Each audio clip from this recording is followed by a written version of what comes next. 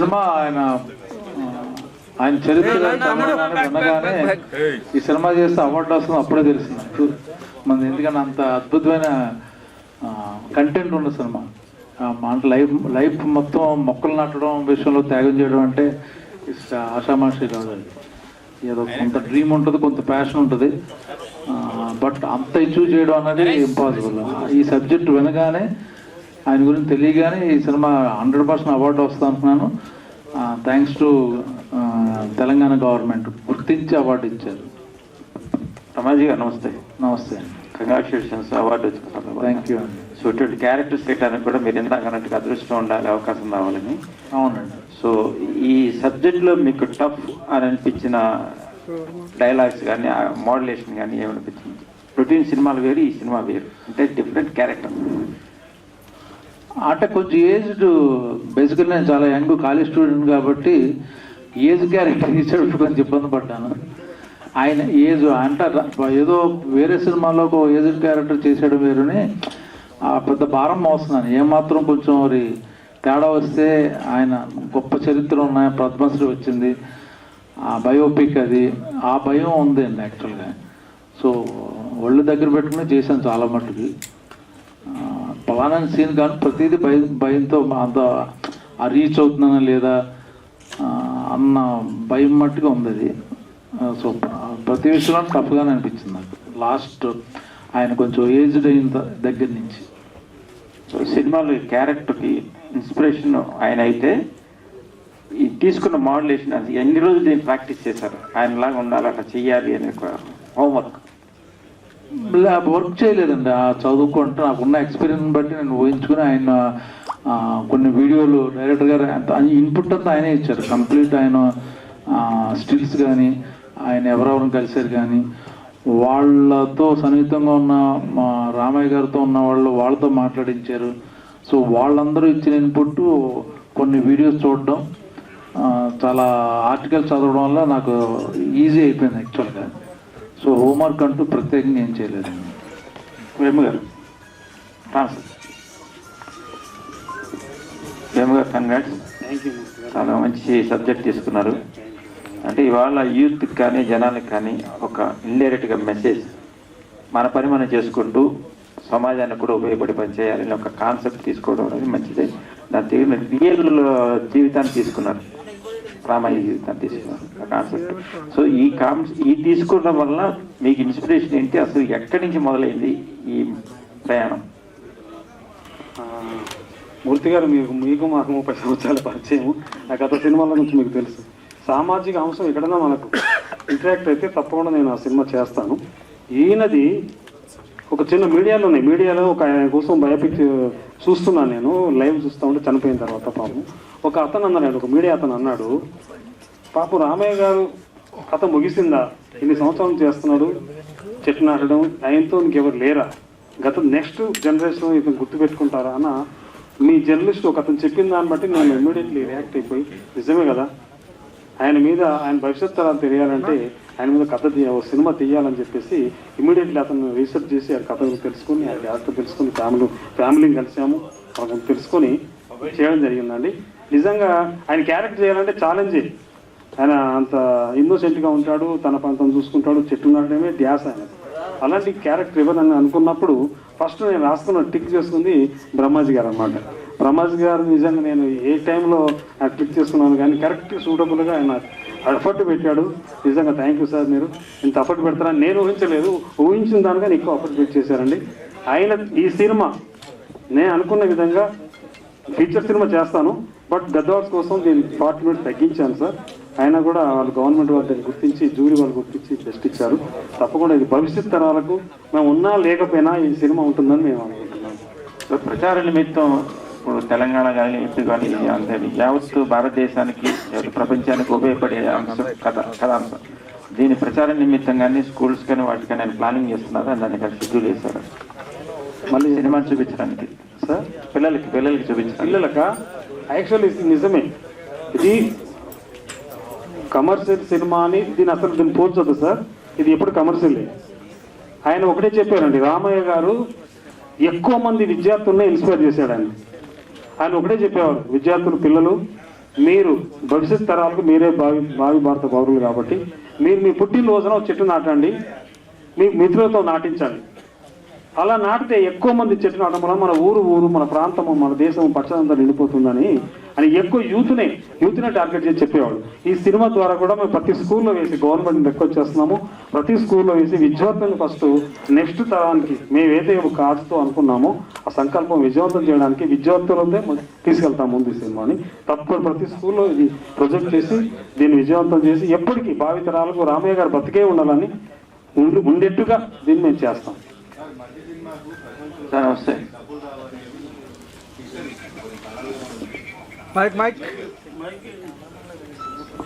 ఈ మూవీ పరంగా మీరు ఎంత ఖర్చు పెట్టారు, మీరు ఎంత సేఫ్లో ఉన్నారు, ఏంటి మీకు ఏమైనా రిటర్న్ వచ్చింది?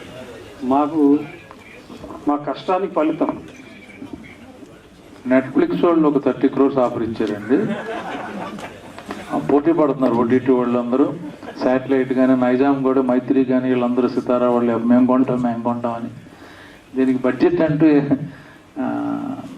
ఏం లేదు సార్. అందరూ హార్డ్ వర్క్, అందరూ ఫ్రీగా. ఈవెన్ భోజనాలు కూడా మేము స్కూల్లో చేసేవాళ్ళం. అక్కడ గవర్నమెంట్ స్కూల్లో షూటింగ్ చేస్తుంటే వాళ్ళు మాకు మధ్యాహ్నం భోజనం పెట్టారు. ఆ ప్రొడ్యూసర్గా స్పెండ్ చేశారు. పోస్ట్ ప్రొడక్షన్ కానీ మేము ఆర్టిస్టులు తీసుకోవాలి, మిగతా అన్నింటికి ఖర్చు అవుద్ది. బట్ బడ్జెట్ గురించి అడిగే సినిమా కాదు ఇది. It's not a commercial movie కాదు కదా, అందుకని.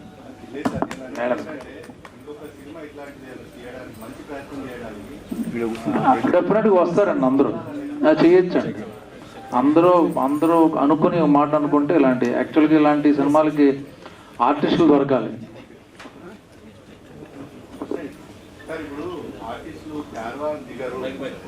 అనే స్థాయి నుంచి ఇప్పుడు మీరు ఒక గొప్ప అడిగేశారు, ముందడిగేసారని చెప్పొచ్చు. ఎందుకంటే క్యారవాన్ కాదు సార్, క్యారవాన్ కావాలంటారు దగ్గర ఐ మీన్ ప్రెస్ మీట్కి వచ్చినా సపరేట్ గా మాకు క్యారవాన్ పెట్టండి అనే స్థాయికి ఆర్టిస్టులు వెళ్ళిపోయారంటే నిర్మాతకు అది భారమే. సో మీరు ఈ ఇనిషియేటివ్ తీసుకొని ఇంత సింపుల్ గా మీరు అన్నారు కదా స్కూల్లో కూర్చొని భోజనాలు చేయడం, ఇదొక స్టెప్ అనుకోవచ్చు ముందడుగు. సో ఫర్దర్ గా మంచి కాన్సెప్ట్లు వస్తే మీరు ఇట్లాంటి ప్రయత్నాలు చేస్తానండి. డెఫినెట్గా ఫ్రీగా కూడా చేస్తాను. మేడం, యంగ్లో ఓల్డ్ మిడిల్ మూడు క్యారెక్టర్లు కనిపించినాయి. సో దీనికి మీరు తీసుకున్న ఇన్స్పిరేషన్ ఏంటి? అసలు ఎట్లా ట్రైనింగ్ అయినారు? డైరెక్ట్ చెప్పిన క్యారెక్టర్ని ఎలా మీరు బైహైడ్ చేసుకున్నారు? అసలు ఈ సబ్జెక్టు చేస్తే మీకు కమర్షియల్గా కానీ లేకపోతే లుక్ ఎలా ఉంటుంది అనుకున్నారు పబ్లిక్లో? అంటే డైరెక్టర్ గారు చెప్పారు, నేను ఇంత ఓల్డ్ ఎప్పుడూ చేయలేదు, కాకపోతే యంగ్ టు ఓల్డ్ ఉంది కాబట్టి ఓన్లీ ఓల్డ్ అయితే చేయకపోయేదేమో మరి ఇంత అనేది, కాకపోతే యంగ్ టు ఓల్డ్ ఉంది కాబట్టి ఇందులో మళ్ళీ ప్రతి ఒక్క ఎమోషన్స్ ఉన్నాయి. అండ్ వనజీవి రామయ్య గురించి తెలుసు కానీ వాళ్ళ వైఫ్ గురించి ఎవరికి తెలియదు. సో తను ఇంకెంత సపోర్టివ్గా హస్బెండ్కి అండ్ సార్ ఆ విజన్లో నన్ను చూడడం జానకమ్మగా అది నా అదృష్టం ఈ మూవీ అంతే. డైరెక్టర్ గారు, ముందుగా గద్దర్ ఫిలిం అవార్డుకు ఎంపికైనందుకు మీ సినిమా పూర్తి స్థాయిలో ఏమైనా నిర్మించే అవకాశం ఉందా? ఫ్యూచర్లో వేరే లాంగ్వేజ్లో కూడా ఏమైనా చేద్దామనే ప్లానింగ్లో ఉన్నారా? దీని ఉద్దేశం ఏంటి? మీ తప్పకుండా ఉందండి.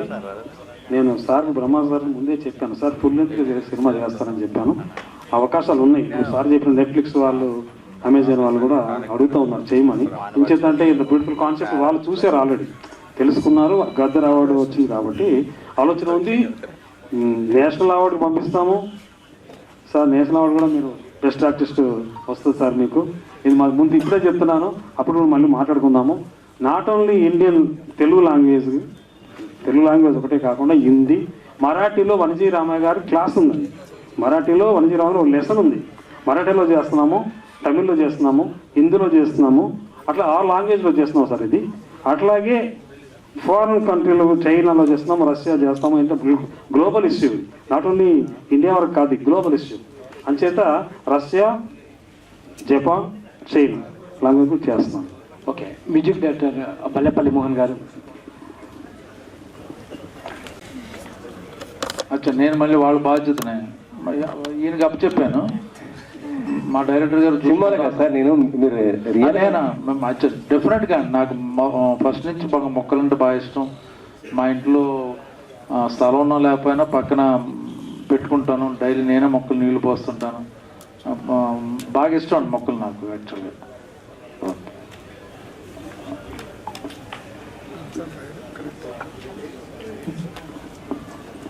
బ్రహ్మాజీ గారు, హలో అండి. హలో అండి. చాలా సీరియస్గా అంటే ఎంతో సెటిల్డ్గా కనిపించారు సార్ క్యారెక్టర్ మొత్తంలో. ఫస్ట్ టైం అంటే స్టోరీ మీ దాకా వచ్చినప్పుడు అంటే మిమ్మల్ని ఇప్పుడు మీరు ఆన్సర్ చేస్తుంటే కూడా మీ మాటల్లో ఆ నవ్వు, ఆ జోక్స్ అనేవి తెలుస్తున్నాయి. కానీ సినిమాలో మాత్రం ఎక్కడ అసలు ఎటు చూసినా కూడా ఎంతో ఇన్వాల్వ్ అయి చూసాం సినిమాని. సో ఎలా అనిపించింది అంటే ఆ క్యారెక్టర్ని అట్లా తీసుకున్నప్పుడు? అంటే నేను ఇప్పటివరకు ఎప్పుడు చేయలేదు అటువంటి క్యారెక్టర్. వేరియేషన్స్ ఉన్నాయి, ఎక్సైట్మెంట్ అండి. అలాంటి క్యారెక్టర్ రావడం నా అదృష్టం యాక్చువల్గా. సో ప్లస్ ఏదో ఓల్డ్ క్యారెక్టర్ కాదు, ఒక ఆయన బయోపిక్ కాబట్టి చాలా జాగ్రత్తగా భయపడుతూ చేశాను. ఏదైనా ఒక సీన్ బాగా మిమ్మల్ని కనెక్ట్ చేసిన సీన్ ఏదైనా ఉందా? అంటే ఆయన చాలా విషయాలు అంటే కొన్ని చూపించలే అయినప్పుడు, ఆయన సినిమా చూస్తున్నప్పుడు లేదా టీవీ చూస్తున్నా కూడా ఆ విత్తనాలు తీసుకుని కొరుక్కునేవాడు ఆయన. పైన అదేంటి సీడ్, దాన్ని ఏమంటారు, పైన కప్పులు ఉంటాయి కదా, అది తీసేవాడు ఇలాగ నోటితో పళ్ళతలాగా చూస్తూ. సో ఆ టైం కూడా వేస్ట్ చేసేవాడు కదా ఆయన. అందుకని ఆయన పళ్ళు కూడా ఇక్కడ నల్లగా అయిపోయి కొన్ని ఊడిపోయినాయి కూడా ఆ విత్తనాలు పైన కవర్ తీయడం వల్ల అన్నమాట. సో అటువంటి విషయాలు లాస్ట్లో వచ్చేసరికి ఆయనకి వినపడకపోవడం. సో ప్రతిదీ పేపర్ మీద హాస్పిటల్ కూడా చూపించాం, ఆ పేపర్ మీద చదివి. సో చాలా విషయాలు మేము ఇందులో చూపించలేదు యాక్చువల్గా. సరే, చాలా ఎక్సైట్మెంట్ ఉన్న క్యారెక్టర్ అండి ఆయన. ఏదో జస్ట్ ఏదో పల్లెటూరులో పుట్టేసి ఏదో మొక్కలు నాటేద్దాం డిసైడ్ అయిపోవాలి. చాలా జ్ఞానం ఉంది సైంటిఫిక్గా మొక్కల గురించి కానీ, పాటలు పాడుతుంటారు కదా, పాటలు పాడడం కానీ, పద్యాలు అన్నీ చాలా ఇన్స్పిరేషనల్ స్టోరీ అండి ఆయన. డైరెక్టర్ గారు, సో ఇప్పుడు ఫుల్ లెంత్గా సినిమా తీయడానికి కూడా ప్రయత్నం చేస్తున్నాము అని చెప్పారు కాబట్టి ఎవరిని తీసుకోవాలి? లేదు అలా కాదు, మీరు కాకుండా ఇంకెవరినైనా? తప్పకుండా పెద్ద సినిమాలో చాలా క్యారెక్టర్స్ ఉన్నవి. లేదు సార్, మిమ్మల్ని చూసాం, ఇంకా మీరే యాప్ట్గా ఉంది. దీనికి ఎవరన్నా వచ్చేసి ₹1,00,00,000 ఇస్తాను, మాకేమైనా ఇవ్వను, బ్రహ్మాజీ గారిని మార్చాను, అదంతే ఫిక్స్. అది బికాజ్ ఆఫ్ క్యారెక్టర్ ఇన్వాల్వ్ ఎవరు చేయరు. సో ఇది 100% ఫీచర్ ఫిల్మ్ చేస్తామమ్మా, చేస్తాము, నేషనల్ పంపిస్తాము, ఆస్కార్ కూడా పంపిస్తాము. ఐక్యరాజ్య సమితిలో కూడా స్పీకర్ గా అవకాశం వచ్చింది వనజీవి రామయ్య గారికి. అదే అంత పెద్దగా తీసుకుపోతున్నారు కాబట్టి యాక్టర్స్ ని, యాక్ట్రెసెస్ ని ఎవరినైనా అనుకుంటున్నారా? అనుకుంటే ఇప్పటికైతే పేర్లు చెప్పలేము, కానీ ఉన్నవి చెప్పేది విన్నాం. ఇది ఐక్యరాజ్య సమితిలో కూడా వనజీవి రామయ్య గారు బతుకున్నప్పుడు అవకాశం వచ్చింది స్పీకర్ గా. శ్రీనివాస్ గారు కూడా ఇక్కడే ఉన్నారు, ఆయన రిప్రజెంటేటివ్. థ్యాంక్ యూ సార్, మీరు వచ్చారు. సో ఆయన కూడా ఇప్పుడు అదే ఐక్యరాజ్య సమితిలో ఆయన లేరు కాబట్టి బ్రహ్మాజీ గారు క్యారెక్టర్ చేశారు కాబట్టి ఆయన్ని తీసుకెళ్లే ప్రయత్నం మా కోఆర్డినేటర్, ఆయన ఐక్యరాజ్య సమితి ఆయన కౌన్సిలర్, ఆయన వచ్చారు కూడా. తప్పకుండా దీన్ని తీసుకెళ్తున్నాం, ఆస్కార్ కూడా తీసుకెళ్తున్నాం సినిమా. కంగ్రాచులేషన్స్ అండి.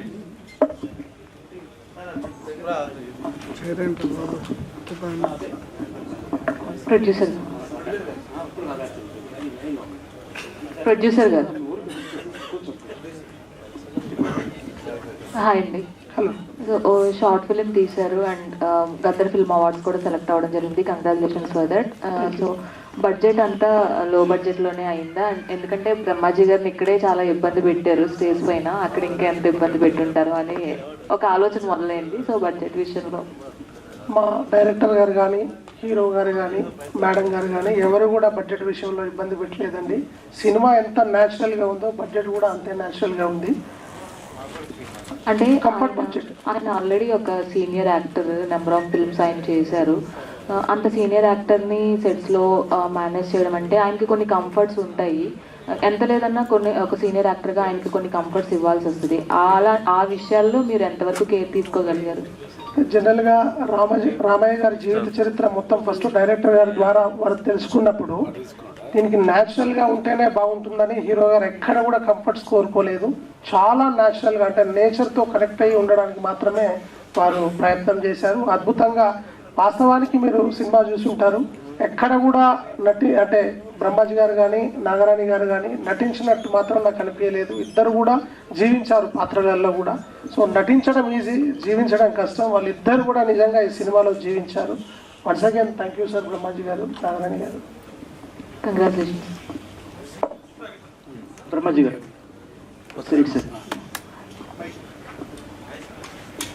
Sir, first of all congrats అండి, బెస్ట్ అవార్డు వచ్చింది, గద్దర్ అవార్డు. సో సార్, మీరు కెరీర్లో చాలా ఫిలిమ్స్ చేస్తారు, different types of films. So ఈ ఫిలిం చేసినప్పుడు వనజీ రామయ్య గారి క్యారెక్టర్లో అడాప్ట్ చేసుకున్నప్పుడు ఎటువంటి థాట్స్ ఉన్నాయి మీకు? అంటే ఇప్పుడు ఈ మూవీ చూసినప్పుడు ఒక ఆడియన్స్కి ఒక ఎంగేజింగ్గా ఉంటుంది, అట్లాగే అట్ ద టైమ్ మోటివేటింగ్గా ఉంటుంది, మనం కూడా ఈ పని చేయాలి, పార్టిసిపేట్ చేయాలని చెప్పి. మీ థాట్స్ ఎలా ఉన్నాయి? ఇందాక చెప్పాను దాని గురించి. యాక్చువల్గా వెరీ ఇంట్రెస్టింగ్ క్యారెక్టర్ ఇది. చాలా వేరియేషన్స్ ఉన్నాయి. ప్లస్ చిన్నప్పటి నుంచి చూపించే యంగ్, లైక్ ఓల్డ్ ఏజ్, రకరకాలని థాట్స్. అంటే ఇలాంటి సినిమాలు చేయడం వల్ల యాక్చువల్గా నాకు అడ్వాంటేజ్ అండి, మోర్ దాన్ ప్రొడ్యూసర్ డైరెక్టర్ల కన్నా. రేపు పొద్దున్న ఈ సినిమా ఎక్కడెక్కడ వేరే చోటకు కూడా వెళ్తుంటుంది, అన్ని చోట్ల నేను ఉంటాను. సో ఈ ప్లస్ ఇది కాలేజీలో చూపించడం, స్కూల్లో చూపిద్దాం అనుకుంటున్నారు ఈ ఫిల్మ్స్ అన్నీ. సో అటువంటి క్యారెక్టర్ చేయడం వల్ల నేను కొన్నాళ్ళు గుర్తుంటాను అందరికీ. సో ఆ థాట్లోనే మొదటి నుంచి షూటింగ్లో కూడా అనుకునేవాడిని. అందుకని ఎప్పుడూ ఇబ్బంది పడలే.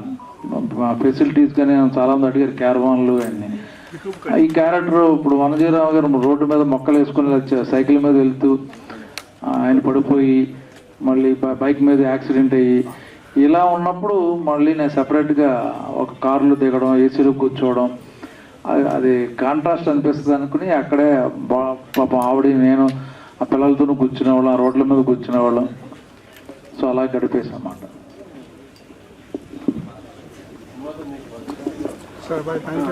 ఈ సినిమాతోనా ఎప్పుడు ఇస్తున్నారు? బ్రహ్మాజీ గారు ఎక్కడ? న్యాచురల్గా ఆర్టిస్ట్ మధ్యన డిస్కషన్ నడుస్తుంది కదా, నెక్స్ట్ ఏం చేస్తున్నారు, ఏంటి, ఏ మూవీ. మీరు ఈ షార్ట్ ఫిల్మ్ ఇలా చేద్దాం అనుకుంటున్నాను అని చెప్పినప్పుడు మీకు వచ్చిన బెస్ట్, అంటే ఇండస్ట్రీ వర్గాల నుంచి ఎవరి దగ్గర నుంచి బెస్ట్ కమెంట్స్ వచ్చినాయి? తెలిసిన ఆర్టిస్టులు అందరూ చాలా చెప్పారు యాక్చువల్గా. ప్లస్ మొన్న అవార్డు వచ్చింది కాబట్టి చాలా తెలిసింది ఈ సినిమా. అరే నువ్వు చేసావా, నువ్వు అనుకోలేదు అని చాలా అందరు ఆర్టిస్టులు, కలీగ్స్ అందరూ అప్రిషియేట్ చేశారు. అది నీకు ఇంట్రెస్ట్ ఉంది కాబట్టి ఇటువంటిది నువ్వు చేస్తావులే అని కొందరు జోకులు వేసేవారు. బట్ వెరీ హ్యాపీ, అందరూ కలీగ్స్ అందరూ చాలా హ్యాపీ.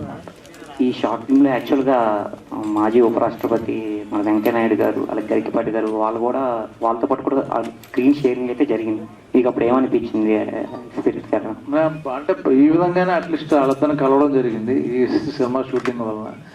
ఆయన పాపం వెంకయ్యనాయుడు గారు ఆ రోజు మేము కలవడం, ఆయన అక్కడ ఆయన వాళ్ళ ఇంట్లోనే టిఫిన్ చేసాం. ఆయన బాగా తెలుసు అనుకుంటా, వనజీవి గారు కూడా ఆయన కూడా సన్మానం చేశారు. సో ఆ రోజంతా షూటింగ్ అక్కడే చేసాం అన్నమాట. సో ఆ విధంగా మెట్ so many people like that. Director గారు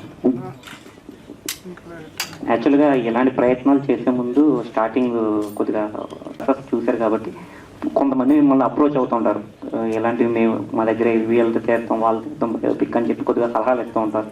అలాగే ఇప్పుడు ఎవరైనా అప్రోచ్ అయ్యారు, ఇప్పుడు ఎలా ఉంది, బిఫోర్ ఎలా ఉంది, ఆఫ్టర్ ఇప్పుడు ఎలా అనిపించింది? 10 సినిమాలు ఇలాంటి లైన్లో అవార్డు వచ్చిన తర్వాత, బేసికల్గా అవార్డు డైరెక్టర్ నేను, ఇది అనౌన్స్ చేసిన తర్వాత ఇలాంటి కాన్సెప్ట్లో 10 ఉన్నాయి. అది చేస్తాం, తప్పకుండా చేస్తాం. వాళ్ళందరూ చూస్తూనే ఉంటారు, తప్పకుండా చేస్తామండి సార్. Thank you. బ్రహ్మాజీ గారు సార్, ఇది you always look like a young boy అని మీరు అంటూ ఉండడం అనేది బాగా ఇష్టం నాకు. లైక్ ఈ సినిమాలో ఇటువంటి టైప్ ఆఫ్ రోల్ అటెంప్ట్ చేసినప్పుడు యాజ్ అ క్యారెక్టర్గా, అంటే యాజ్ అ క్యారెక్టర్ ఆర్టిస్ట్గా వాట్ డిడ్ యూ థాట్? అంటే ఇన్ని వేరియేషన్స్ ఉన్నాయి కాబట్టి what made you to attempt this అంటే మీరు ఏం చెప్తారు? అదే ఇప్పుడు యంగ్ అన్నారు కదా, దాన్ని బ్రేక్ చేద్దామని అలాగా. అండ్ టాలీవుడ్లో ఎవరికైనా ఈ ఒక, అంటే ఇప్పుడు ఇది వరకు అవార్డ్ రాకముందు అయితే ఈ రికగ్నేషన్ అనేది ఇంత మంచి చేసినా జనాల్లోకి వెళ్ళలేదు అనిపించింది. బట్ ఇప్పుడు వెళ్ళింది కాబట్టి టాలీవుడ్లో ద బెస్టింగ్ యాక్టర్స్ చాలామంది ఉన్నారు.